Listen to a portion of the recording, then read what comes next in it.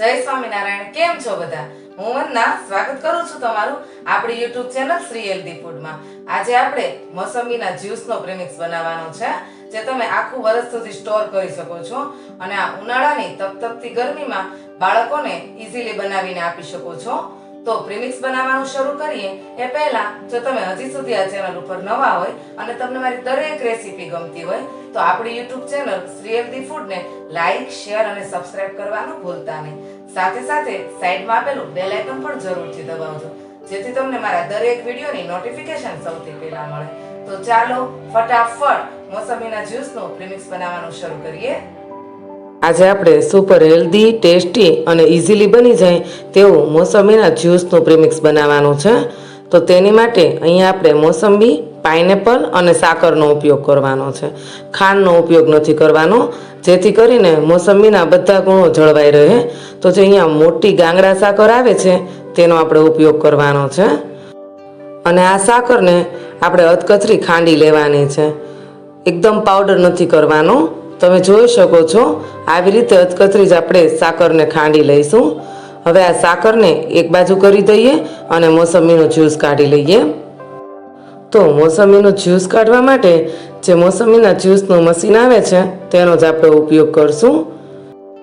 આવી રીતે બધી મોસંબીના પહેલાં આપણે વચ્ચેથી બે ભાગ કરી લઈશું।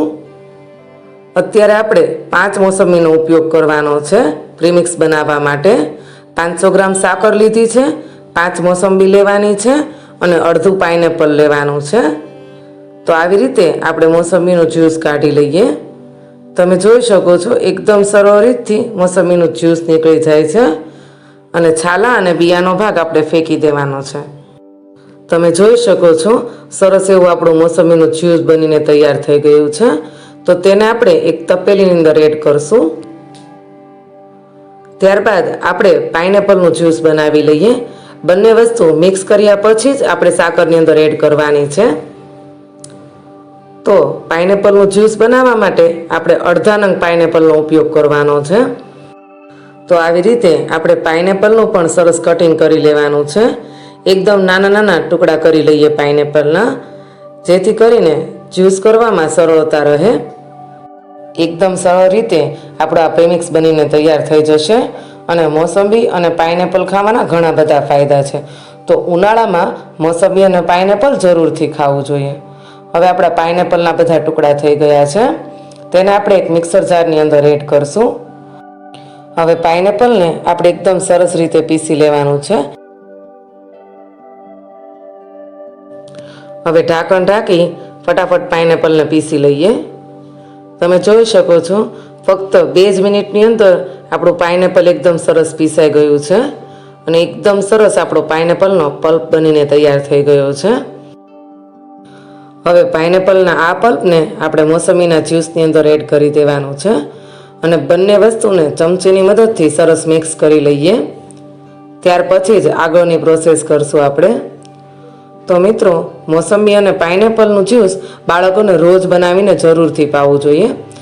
તો જો આવી રીતે એકવાર મોસંબી અને પાઇનેપલના જ્યુસનું પ્રીમિક્સ બનાવી લઈએ તો આને વર્ષ દિવસ સુધી તમે સ્ટોર કરી શકો છો।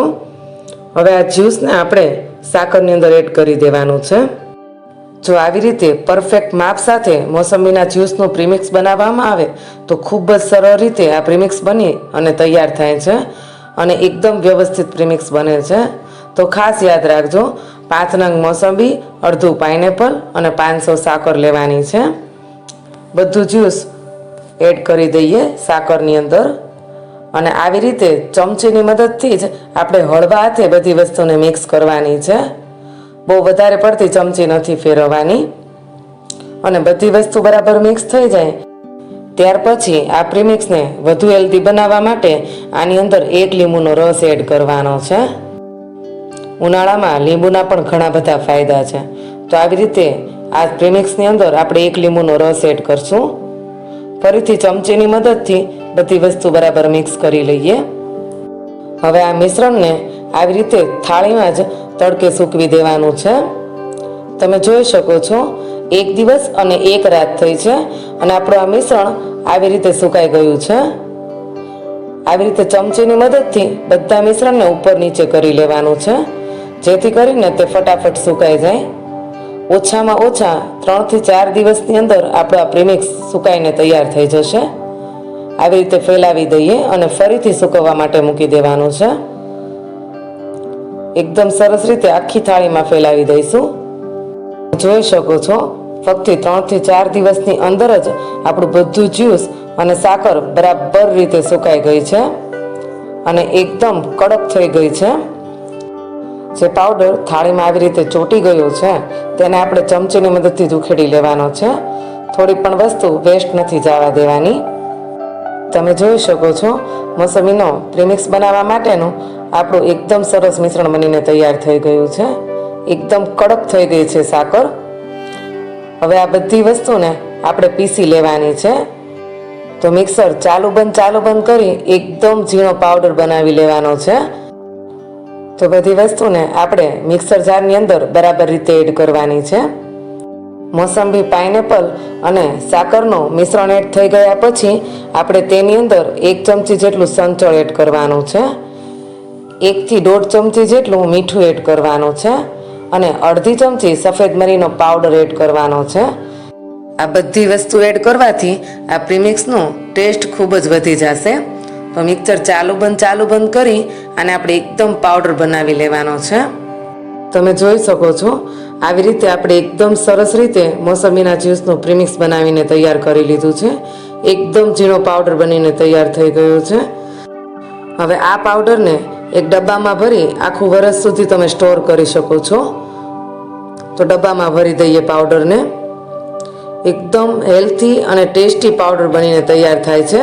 તો આ પાવડર બનાવવાની જરૂરથી ટ્રાય કરજો અને કોમેન્ટમાં લખજો કે તમને મારો આ મોસંબીના જ્યુસનો પ્રીમિક્સ કેવો લાગ્યો. તો આ પ્રીમિક્સને આપણે સ્ટોર કરીને મૂકી દઈશું અને આમાંથી આપણે 2 ગ્લાસ જ્યુસ બનાવીને ટ્રાય કરી લઈએ. હવે સર્વિંગ ગ્લાસની અંદર 1 ચમચી જેટલું તૈયાર કરેલું મોસંબીના જ્યુસનું પ્રીમિક્સ એડ કરવાનું છે. હવે બંને ગ્લાસની અંદર ઠંડુ પાણી એડ કરવાનું છે. ગ્લાસને ભરી દઈશું આખા. 1 ચમચીમાંથી 1 ગ્લાસ જ્યુસ બનીને તૈયાર થાય છે. તો થોડું ઠંડુ પાણી એડ કરશું જેથી કરીને એકદમ સરસ ઠંડુ જ્યુસ બનીને તૈયાર થાય.